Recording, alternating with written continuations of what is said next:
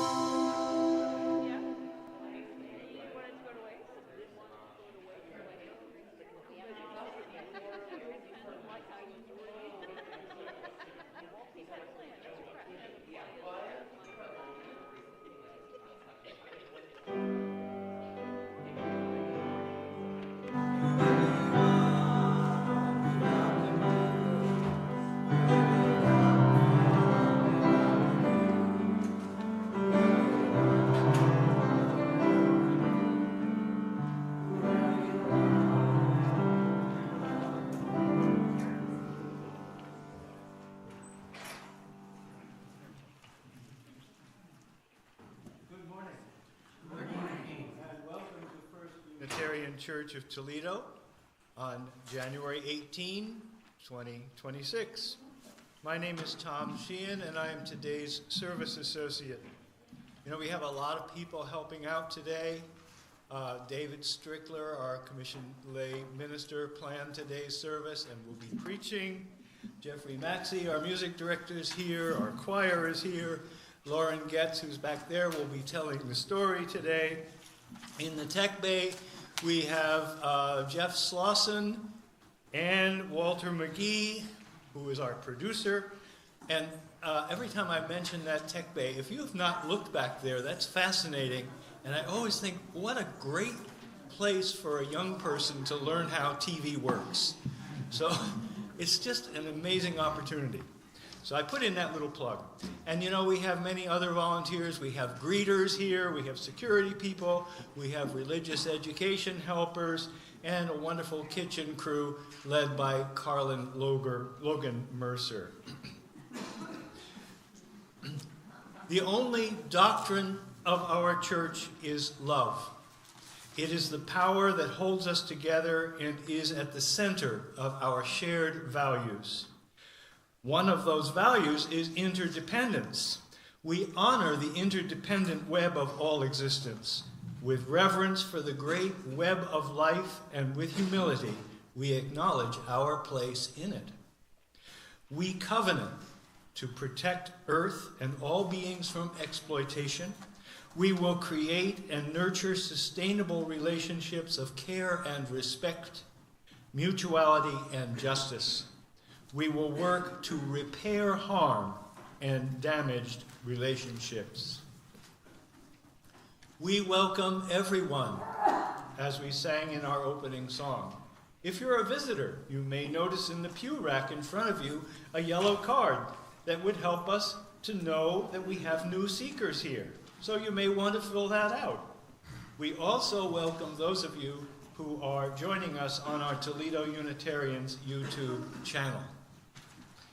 We hope this time serves your spirit. Whoops.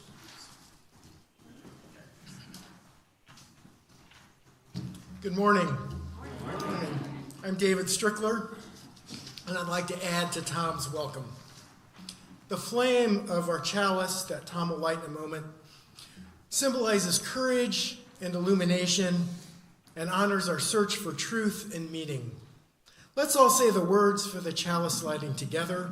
They'll be on the screen and in the order of service as Tom lights the flame. Those are not the words. They're great words. They look like great words. But let's stick with the order of service. Our chalice has the spirit of Unitarian Universalism. We light it centered in love, glow with sacredness, and shine for each and all of us. Let's continue reciting together with Tom leading us in the covenant of our congregation. This is not a creed, but rather this is what we share with general agreement. Love is the doctrine of this church. The quest for truth is its sacrament, and service is its prayer. This is our great covenant, to dwell together in peace, to seek the truth in love, and to help one another.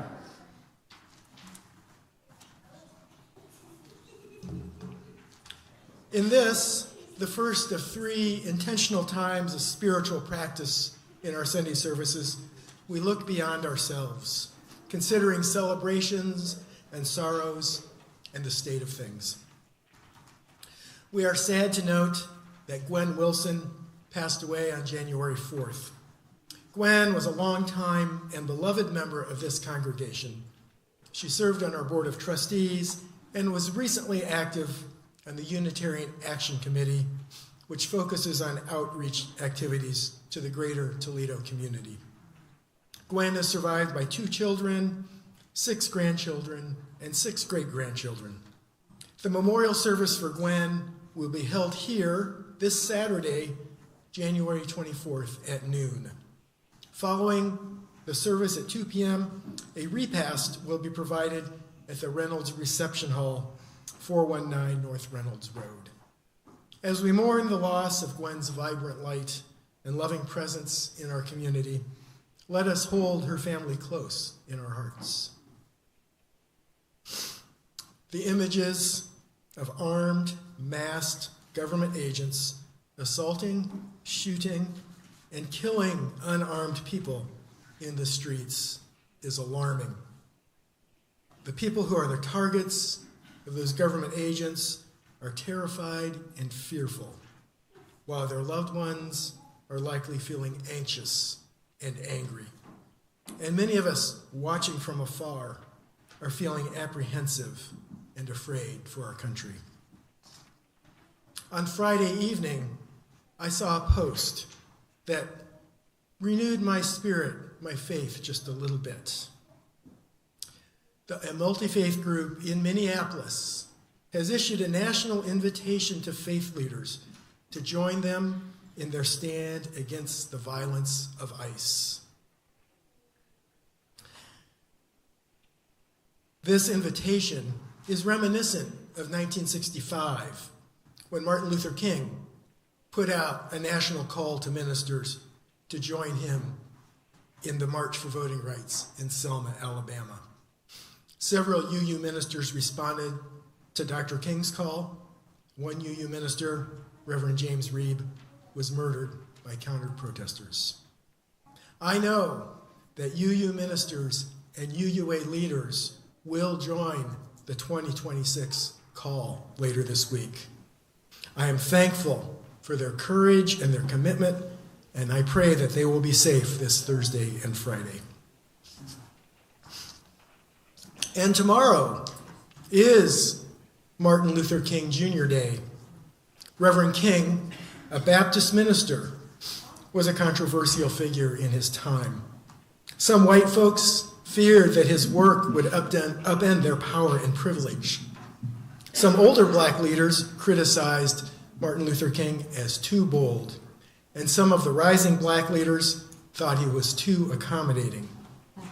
Nevertheless, many were inspired to join him on a collective journey towards a more just society. They were inspired by his acts of nonviolent civil disobedience, his powerful letter from Birmingham jail, his compelling I Have a Dream speech at the March on Washington, his leadership of the Voting Rights March in Selma, his principled opposition to the Vietnam War, his founding of the Poor People's Campaign to address economic injustice, and his affirmation that all work has dignity, even the labor of the Memphis sanitation workers. On this holiday, we mourn the senseless violence that ended Reverend King's life at the age of 39. And we honor Martin Luther King's commitment to the concept of beloved community, and we lift up the principles of Kingian nonviolence. And there are people in our circles who, with their family and friends, have challenges of life and death, health and illness, home and travel, financial security, and monetary stress. Decisions are being made by ourselves and by others on how we can live our best lives, which sometimes means aspiring to that and realizing we have moves yet to make to reach our aims and goals. And individual and family ways go on, with new lives born and many other joys and celebrations. We all have bad days and good. May kindness and gentleness be with us. May we be compassionate to all, as we don't know what other people are going through. So treat one another well, and may we be glad for their celebrations and for ours. Let us continue to have First Unitarian be a place of welcome, of grace, even of refuge from hard times, and that in this religious community, we can help one another care for ourselves and have our part in changing the world. Please share mercy and dignity, and remember to breathe. One reason we join in religious gatherings is to realize our common links. The uncommon is here too. Let us be together in faith, hope, and love. And now, please join in our opening hymn, number 1029, Love Knocks and Waits for Us to Hear. And if you are willing and able, please stand. That ain't it. That's not what we're singing. 163. What we're singing. For the earth forever turning, for the skies forever sing, for our lives, for all we cherish, we are joyful song of peace. For the mountains, hills, and pastures in their silent majesty, for the stars, for all the heavens, we are joyful song of peace. For the sun, the rain, and thunder, for the seasons harmony, for our lives, for all creation, sing we are joyful praise to thee. For the world we raise our voices, for the home that gives us birth. In our joy we sing, returning home to our blue-green hills of earth.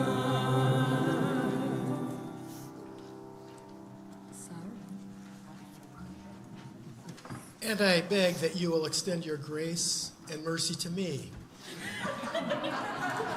as apparently I announced the wrong hymn and the wrong hymn number. At this time, pending any other corrections, I believe it's time for our story. And Lauren Getz will read that story.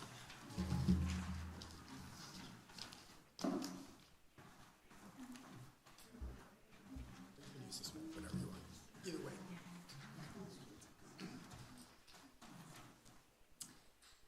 The name of today's story is called The Answer is in Your Hands, adapted from an Indian folktale. There once was a wise woman who lived by herself near a small village. Rumor had it that she could always accurately predict when the rains would come, or help heal a sick child with herbs, or calm angry neighbors and help them to resolve their fights and arguments. People came from all over the land to meet with her and seek her advice on matters both small and great. Her reputation was such that she was never wrong. Not ever. Some of the children of the village didn't believe that it was possible to always be right. Surely she could not know everything. So they decided to test her knowledge. First, they asked her to answer questions about the planets, the animals, and the world. No matter how hard the questions, she always answered correctly. The children were amazed at her knowledge and most were ready to stop testing the wise woman. However, one boy was determined to prove that the old woman couldn't know everything. Hatching a devious scheme, he told all of his friends to meet him at the woman's home the following afternoon so he could prove she was a faker. All through the next day, he hunted for a bird. Finally, he caught a small songbird in a net, holding it behind his back so no one could see what was in his hands. He walked triumphantly to the wise woman's home. "Old woman," he called, "come and show us how wise you are." The woman walked calmly to the door. "May I help you?" she simply asked. "You say you know everything. Prove it. What am I holding behind my back?" the young boy demanded. The woman thought for a moment she could make out the faint sounds of a bird's wings rustling. "I do not say I know everything, for that would be impossible," she replied. "However, I do believe you are holding a bird in your hands." The boy was furious. How could the woman have possibly known he had a bird? Thinking quickly, he came up with a new scheme. He would ask the woman whether the bird was alive or dead. If the woman replied alive, he would crush it with his hands and prove her wrong. If she answered dead, on the other hand, he would pull the living bird from behind his back and allow it to fly away. Either way, he would prove his point and the wise woman would be discredited. "Very good," he called. "It is a bird, but tell me, is the bird I'm holding alive or dead?" The woman paused for a long moment while the boy waited with anticipation for his opportunity to prove her wrong. Again, the woman spoke calmly. "The answer, my young friend, is in your hands. The answer is in your hands." The boy realized that the wise woman had once again spoken correctly and truthfully. The answer was indeed in his own hands. Feeling the bird feebly moving in his hands as it tried to escape his grasp, he suddenly felt very ashamed. The answer was in his hands. Slowly and gently, he brought his hands to the front of his body. Looking into the eyes of the delicate bird, he apologized. "I'm sorry, little one," and he opened his hands to let her go free.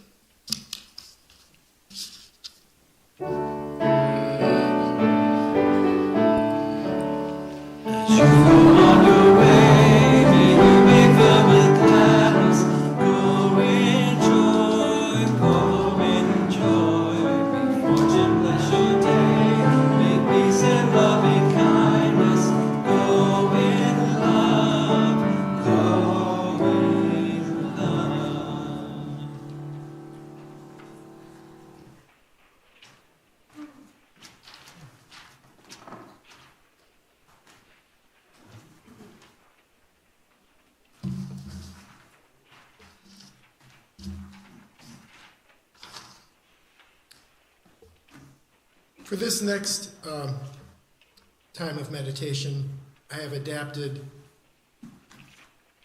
a prayer from Amy Johnson entitled, "Your Love Rains Down on Us All." Spirit of life, we gather with hearts broken open, souls aching by the weight of the world, by the wounds of history, by the cruel persistence of injustice. Spirit of life, beyond our understanding, and yet closer than our breath, breathe into us your love so that we may love ourselves and others. Help heal the fear, hate, and judgment that wound so many. Help us know deeply and certainly that there is love that transcends all labels, all categories, all words. Let this love rain down on us all. Let us aspire to include everyone at our table. We each bring our whole and broken parts and come together in a love which binds us and heals us all. Let us observe a minute of silence.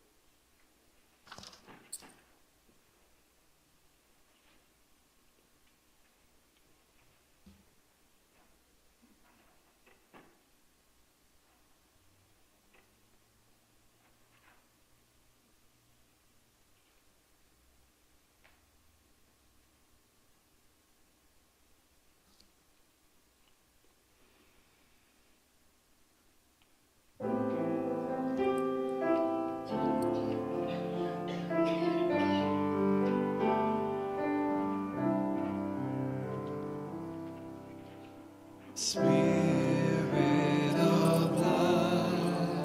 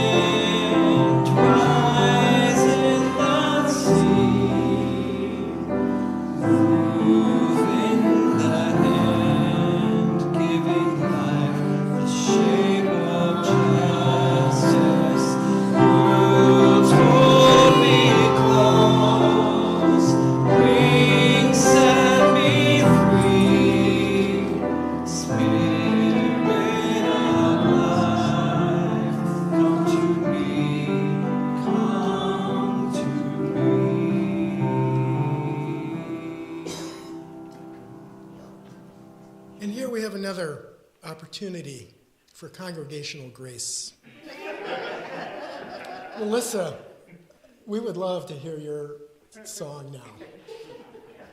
Is that...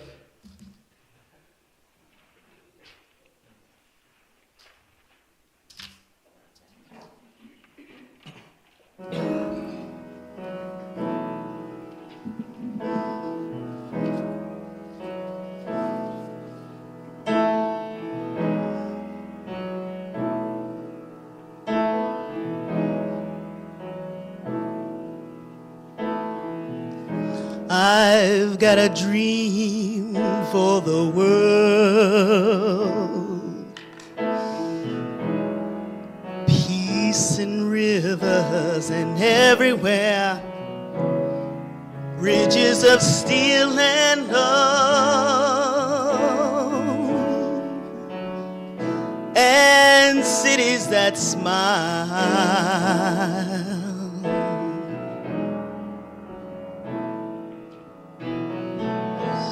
Gray, empty faces walk by, and hands try to hide all the loneliness. Lighting a cigarette to blow time away.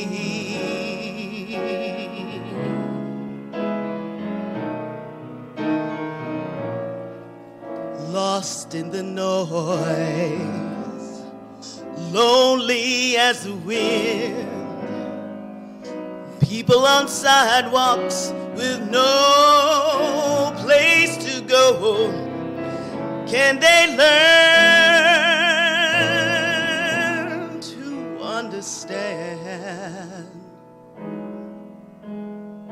the world that I'm dreaming? The world of love. And I said, I got a sack full of dreams, streets full of laughter and toy balloons and people with hearts that care, who listen for love.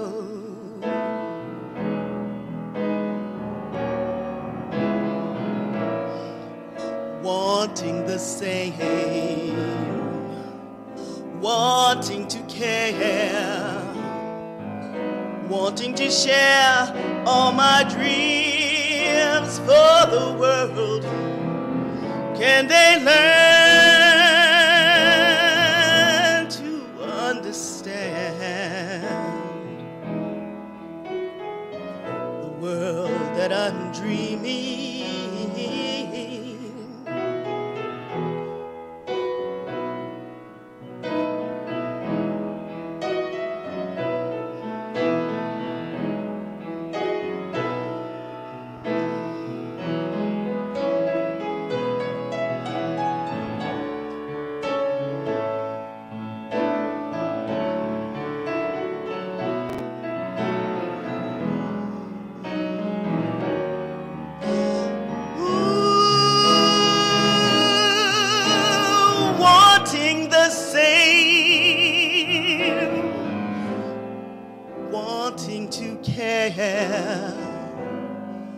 Wanting to share all my dreams for the world.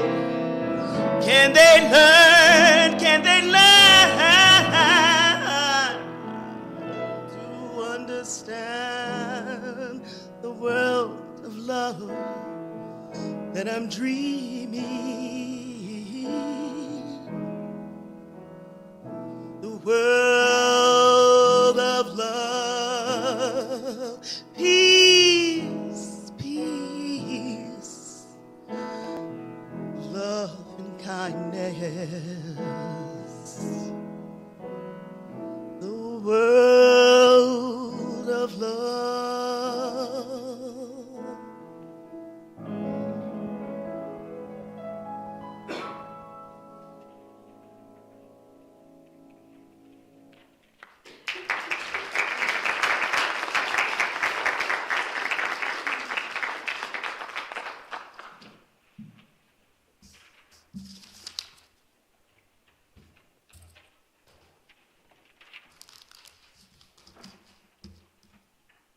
Thank you, Melissa, Jeffrey. Just wonderful. I have a reading today which is adapted from Our Liberal Heritage by Alfred S. Cole. Now, you may be familiar with the Universalist quotation, "Give them not hell, but hope and courage." This saying is usually attributed to John Murray. But it turns out that Murray himself never said this. So why is it attributed to him? Here's what happened.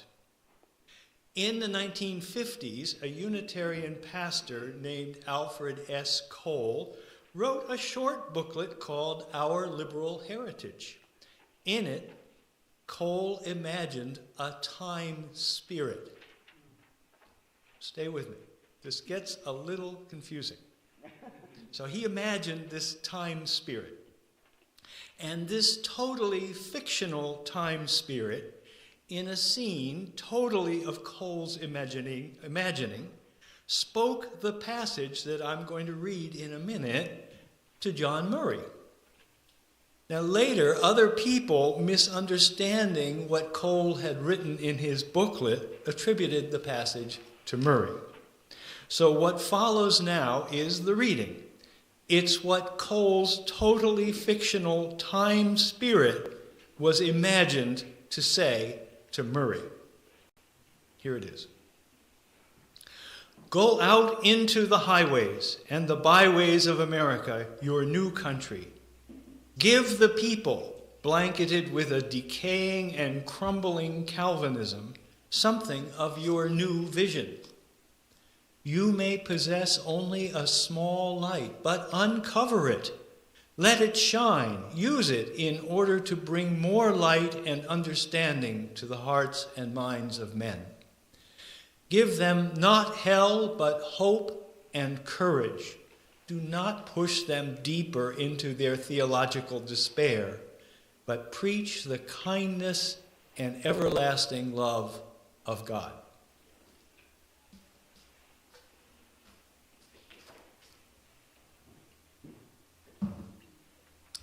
Good morning, good people. I use that greeting because it affirms and includes each of you good people. Each of you has inherent worthiness and dignity, and each of you is destined for a spot in that mythical place called heaven, even if you don't believe in it or if you don't believe it. Contemporary UUs don't talk about heaven much, but it was a critical concept to the Universalist segment of our heritage. Moreover, heaven and hell are still important to the theology of many of our contemporaries. So today I want to talk about universalism, the belief that a loving God would not punish anyone with eternity in hell. The genesis of Christian universalism in the U.S. is usually attributed to John Murray. Murray was born in 1741 in an English village about 50 miles from London. His parents were strict Calvinists who joined the newly developing Methodist movement within the Anglican Church. While still in his teens, John began leading prayers and preaching locally. He attended the church of the famous revivalist preacher George Whitefield, who evangelized about the tenets of Calvinism, of which I'll just mention three. First of all, the total depravity of all people. As a consequence of Adam and Eve's fall from grace, every person born into the world is enslaved to the service of sin. Second tenet, unconditional election. God predestined some people, known as the elect, to receive salvation. The rest he left to continue their sinful ways and to be duly punished with eternal damnation. Moreover, God elected the saved prior to creating the world. And three, limited atonement. Though the death of Jesus should be sufficient to atone for the sins of the whole world, it was the intention of God the Father that the atonement of Christ's death would work itself out only in the elect. So in short, some folks were predestined to heaven and some to hell. Moreover, you couldn't do a damn thing about it, other than look for outward signs of grace in your life, such as accumulating wealth might indicate God's blessing is on you. John Murray, as a fervent member of Whitfield's congregation, was asked to lead a delegation to rescue a woman member who was at risk of succumbing to the questionable teachings of another minister, George Relly. Apparently, the unnamed woman stuck firmly to her beliefs, and in doing so, prompted John and his wife Eliza to read George Relly with the intent of countering those Universalist teachings. However, after several months of study and discussion, Eliza and then John each accepted the new theology. How many of you good people found your way here because the religion that you were previously taught didn't make sense, or didn't provide meaning or hope in your life? In any case, Eliza and John were excommunicated. And then their infant son died. And then Eliza died. And since he was unable to pay the medical bills, John was sent to debtor's prison. Upon his release, Murray vowed never to preach again and to go lose himself in the North American colonies. So at age 29, John Murray boarded a New York-bound ship, the Hand in Hand, which ran aground off the coast of New Jersey. John was sent ashore in a smaller boat to seek assistance. When he landed, he met a local farmer, Thomas Potter, who had built a chapel on his land for itinerant preachers. When Murray admitted to having preached in England, Potter asked him to deliver the sermon on the next Sunday. Murray was reluctant, but agreed to do so as long as the Hand in Hand remained stuck. The wind did not change, so Murray was committed to deliver a sermon. This turn of events reignited Murray's love of preaching. And personally, I am disappointed that neither Disney nor Hallmark have made a movie of this story. In any case, the Hand in Hand resumed sailing. Murray arrived in New York, and he continued preaching there, though possibly without emphasizing universalism. A few years later, he learned of a group in Gloucester, Massachusetts, who had also read Relly's work. So Murray moved there and helped to establish the first Universalist congregation in 1779. Although the initial Universalist activity was in the mid-Atlantic region, it then grew rapidly in New England. It is likely that Universalism had multiple undocumented origins and founders. The early Universalist preachers were typically pious backcountry people. They were often self-educated and usually served small rural congregations. Many Universalist congregations and preachers came from a Baptist background, which may seem surprising to us based on the contemporary predominance of the theologically conservative Southern Baptist Convention. But the Baptist movement was diverse. They agreed that baptism was for adults rather than infants, but they differed amongst themselves in other theological beliefs. In fact, in the 17th to the 19th centuries, the Baptists were leaders in advocating for the separation of church and state in this country. While the 19th century Universalists distinguished themselves from other Christians by preaching that salvation included everyone, they were not fully inclusive in the earthly realm. I'll highlight two people that had to assert that they belonged to Universalism. During the early 1800s, there were a few women who had served as lay preachers or who took on leadership roles in Universalist causes. Olympia Brown went further. Olympia was born in rural southwest Michigan to Universalist parents. She went to Antioch College in southwest Ohio. Her parents then moved the entire Brown family to Yellow Springs so that her three younger siblings could attend Antioch as well. Following graduation, Olympia decided that she wanted to attend theology school. After receiving discouraging responses from the Unitarian Seminary in Meadville, Pennsylvania, and from Oberlin College, Olympia was grudgingly accepted at the Universalist Seminary of St. Lawrence College in Canton, New York. When she arrived, Olympia faced opposition from fellow students and from some of the faculty wives. Despite these hurdles, Olympia persisted and graduated from seminary in 1863. She then convinced the Universalist leadership to ordain her as the first woman minister. That is, Olympia Brown was the first woman ordained by any denomination in the U.S. Other women had preached or had been ordained by specific congregations, but Olympia Brown was the first woman to achieve full ministerial standing recognized by a denomination. She served congregations in Massachusetts, Connecticut, and Wisconsin.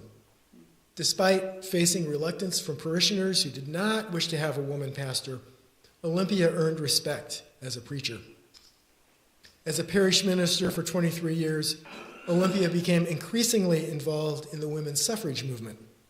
So in 1887, she left the ministry and dedicated the rest of her life to women's voting rights. At age 85, Olympia was one of the few original suffragists who lived to vote in the 1920 presidential election. So perhaps this should be a Disney story too. The congregation that she served in Racine, Wisconsin, changed its name in 1989 to the Olympia Brown Unitarian Universalist Church. During the first century of Universalism, the African American presence in the denomination was limited. When John Murray founded the first Universalist meeting house in 1785, Gloucester Dalton, a formerly enslaved man, was one of the 85 signatories to the charter of the Massachusetts Church.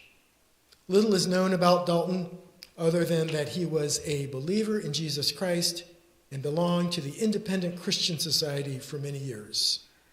Black Universalists are also recorded in the rosters of 19th century congregations in Philadelphia and New Bedford, Massachusetts.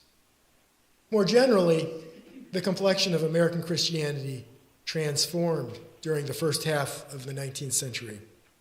Church organizations flourished among Baptists, Methodists, Episcopalians, and Presbyterians. In the South, black folks established their own Baptist and Methodist churches, but were subject to restrictions due to white fears of rebellion. In the North, black preachers had more freedom, but they had to negotiate with the power structure of the primarily white denominations. Several of the mainline Protestant denominations splintered along geographic lines due to disagreements over abolition. Universalism also exploded during those decades, but it did not attract many African Americans. While New England Universalists advocated against slavery, some Southern Universalists defended it. Northern Universalists, who were wary of causing a denominational split, prevented anti-slavery resolutions from reaching the floor of their conventions. Thus, Universalists were not leaders in the anti-slavery movement, which probably limited the attraction for African Americans and other abolitionists. Moreover, Universalism failed to reach out to black communities until Joseph Jordan came along in the 1880s. Jordan, born in 1842, tried several occupations, such as oysterman, I didn't even know what that was, before succeeding as a carpenter and a home builder. At age 38, he was ordained as a Baptist minister and started preaching part-time. After reading the Plain Guide to Universalism, Jordan determined that his conscience would no longer allow him to preach the Baptist faith. So in 1887, he started preaching his new beliefs and founded the First Universalist Church of Norfolk, Virginia. 2 years later, Jordan was ordained as a Universalist minister in full standing by the Universalist denomination. Jordan was also very concerned about education, so he started a day school for up to 100 students at his church. The Norfolk congregation grew, so they started a second Universalist congregation and school in nearby Suffolk, Virginia. After Jordan's death, the Norfolk congregation weakened and closed. The Suffolk congregation operated until 1984. The schools associated with those two congregations educated around 2,000 children, and Joseph Jordan blazed the trail for several Black Universalist ministers who followed him in those congregations. As Universalism expanded during the 19th century, the next generations pushed for theological changes. For example, John Murray affirmed the authority of the Bible and adhered to the traditional doctrine of the Trinity, while Hosea Ballou embraced a Unitarian form of Universalism and endorsed using our God-given reason to interpret the Bible. Each theological development, as you can imagine, generated disagreement and disputes. Nevertheless, the Universalist congregations slowly coalesced around common beliefs in the 1790s. State and regional Universalist conventions led the way, eventually forming a national organization, the Universalist General Convention. In 1942, this group renamed itself as the Universalist Church of America.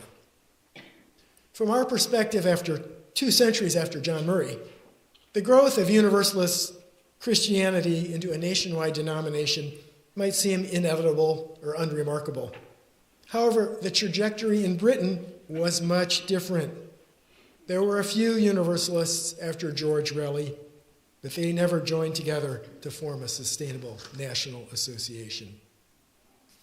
In 1961, the Universalist Church of America, the UCA, merged with the American Unitarian Association, the AUA, to form the Unitarian Universalist Association. In short, the UCA and the AUA merged to form the UUA. According to Thomas Starr King's description of the merger, the one thinks that God is too good to damn them forever, and the other thinks that they are too good to be damned forever. Perhaps this difference in outlook explains why the friendly merger required 8 years of negotiations. So I've presented some stories of universalism from the perspective of our contemporary concept of inclusion. The trailblazing efforts of Olympia Brown and Joseph Jordan might prompt you to wonder where we are now. According to a 2023 UUA survey, 57% of our ministers are women, 39% are men, and 4% are non-binary or transgender. A remarkable transformation, to be sure. In terms of racial and ethnic identity, 60% of UU ministers identify as white, 3% as multiracial, 2% as black, and then a scattering of Latina, Asian, Indigenous American, and 32% who did not respond to that question. It might be tempting to interpret these survey results as indicating that we are now inclusive and diverse. However, such self-congratulatory conclusions often have the impact of devaluing individual experiences, such as the experiences of folks from historically marginalized groups or folks with intersectional identities who still struggle to gain acceptance. So let us receive these results as reflecting transformation that has occurred rather than as an endpoint. And as we move forward, let us be open to those seeking inclusion and to the transformation that those folks might bring. At this point, I'll hand over to Reverend Tim for his remarks on some current aspects of universalism. And thank you, David, for keeping us informed about Universalist history. David focused on universalism within our denominational structure. The Universalist Church of America and the American Unitarian Association consolidated formally in 1961 as the Unitarian Universalist Association, and we have been Unitarian Universalists since that time. Universalism isn't unique to the Unitarian Universalists, however.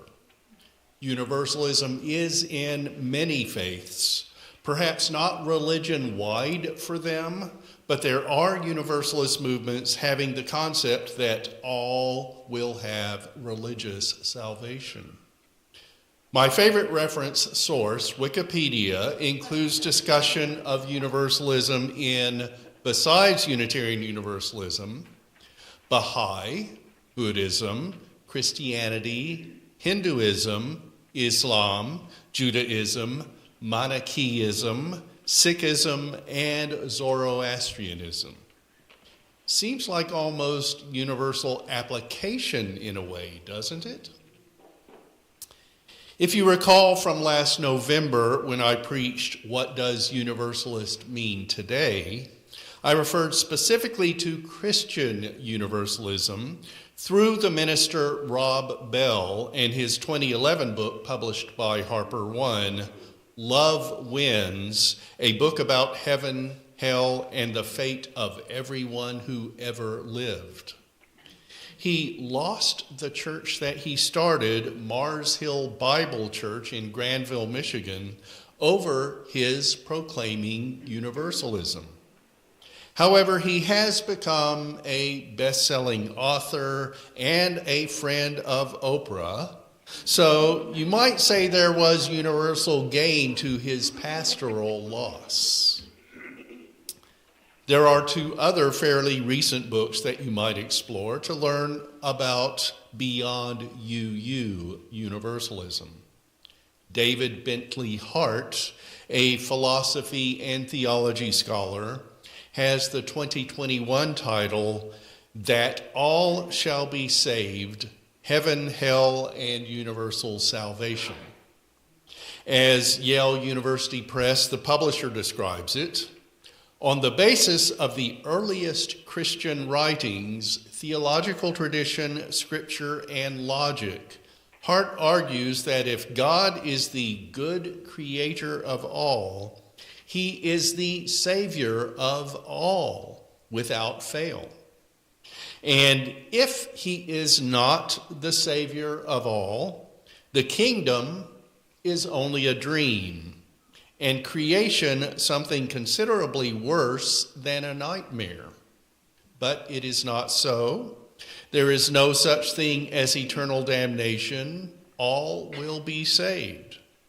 With great rhetorical power, wit, and emotional range, Hart offers a new perspective on one of Christianity's most important themes. Finally, from 2024, there's a seemingly more scholarly take on universalism, as viewed through humanism, politics, philosophy, religion, and more.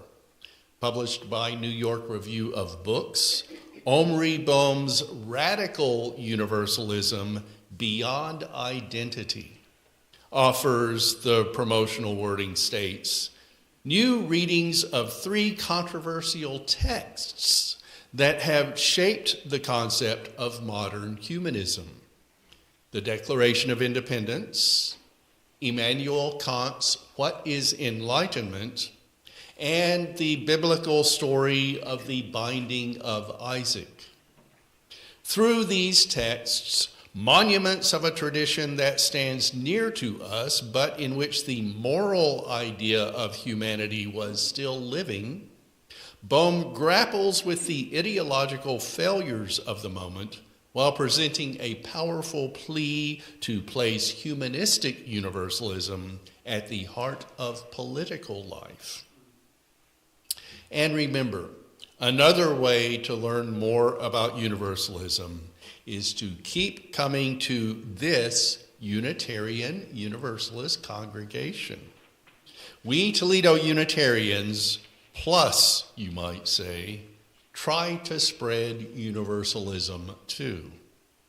I want to express thanks to David for letting me have the time for another 500-word mini-sermon. Blessings to all universally.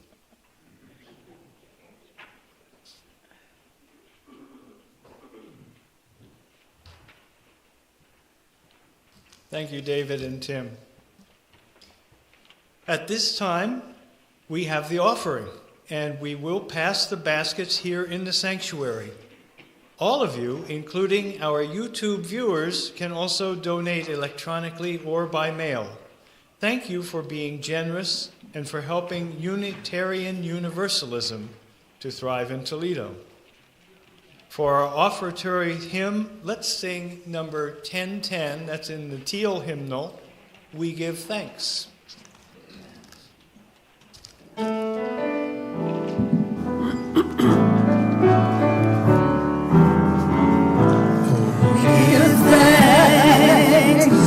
This precious day, we're all gathered far away, for this time we share with love and care. Oh, we give thanks for this precious day. Oh, we give thanks for this precious day. We're all gathered this far away, for the time we share, for love and care. Oh, we give thanks for this precious day.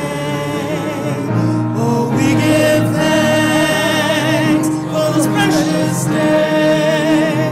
We're all gathered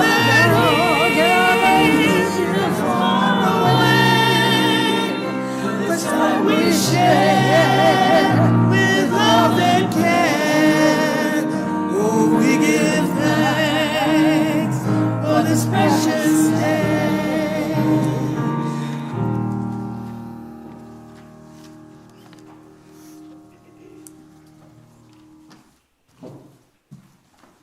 Well, I sure hope I'm right that this is now the coming soon time of the service. This is where we tell you what's scheduled for next Sunday. We give some announcements, and we also let you know what's up for right after the service. Next Sunday, Spiritual Forum is at 9:45 on Sunday, and I don't believe I've seen, there it is, Historical Jesus Part 1, presented by Phil Teitelbaum.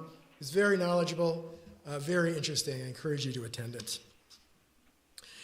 And then next Sunday, after that, the 11 a.m. gathering here in the sanctuary and on YouTube is entitled Order of Service.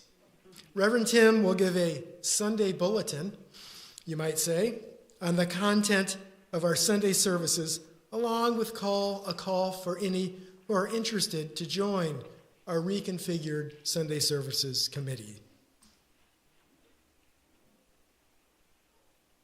Our church has many activities, some of which might interest you. Here's a note from Ginny. We are seeking 2 child carers for the Snowball on Saturday, January 24, from 3:30 to 7 p.m. You will be on site here at church, and each carer will receive payment of $15 per hour. We don't know whether or how many kids will show up, but you will be paid the full amount either way.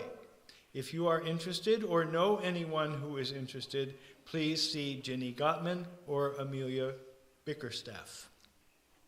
Please check our website, uutoledo.org, or our UUFYI newsletter, which is accessible from the website for upcoming events. And the final coming soon entry is for me to invite you to join us in Fellowship Hall after today's service for coffee, conversation, and social time. And I think I'll just add a little impromptu addition here. I believe the snowball is scheduled for this coming Saturday, 24th. At what time? 4 to 7. Please show up. It'll be fun. Let's have one more observance of spiritual practice. We have gone beyond ourselves with a pastoral time. We have turned within for meditation. And now, recognizing the Buddhist presence and the Buddhist thread in our congregation, we'll share a time of metta, having for and sending to all beings love, kindness, and compassion. Let's recite these words together as they appear on the screen. May I, may we, and may all beings be well, be happy, be peaceful, be safe, awaken to the light of our true nature, and be free.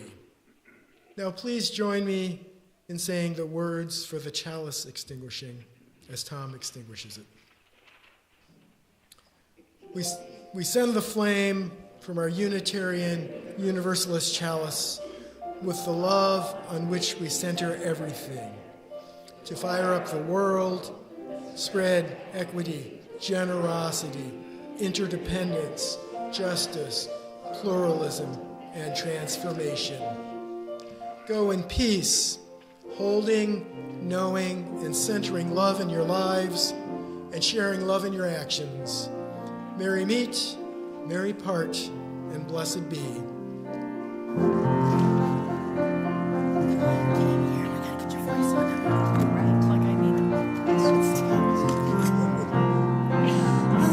I believe in the power of giving.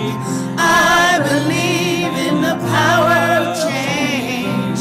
I believe in the power of differences. I believe in love. Love is at the center. At the center there is love. Love is at the center. At the center there is love. I believe in the power of justice. I believe in the power of fairness. I believe in the web of life. I believe in love. Love is at the center. At the center there is love. I was at the center. At the center there is love. Love is at the center. At the center there is love. Love is at the center. At the center there is love. Love is at the center. At the center there is love. Love is at the center. At the center there is love.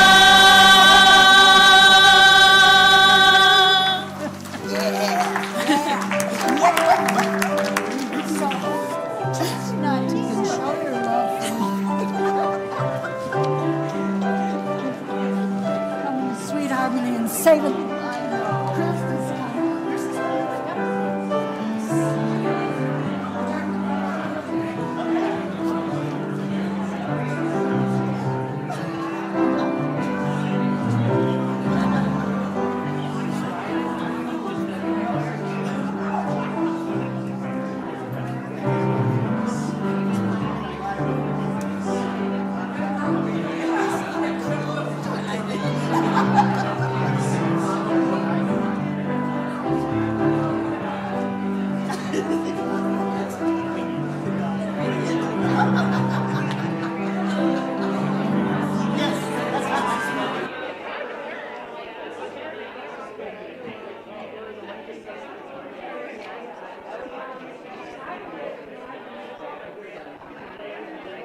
Yeah.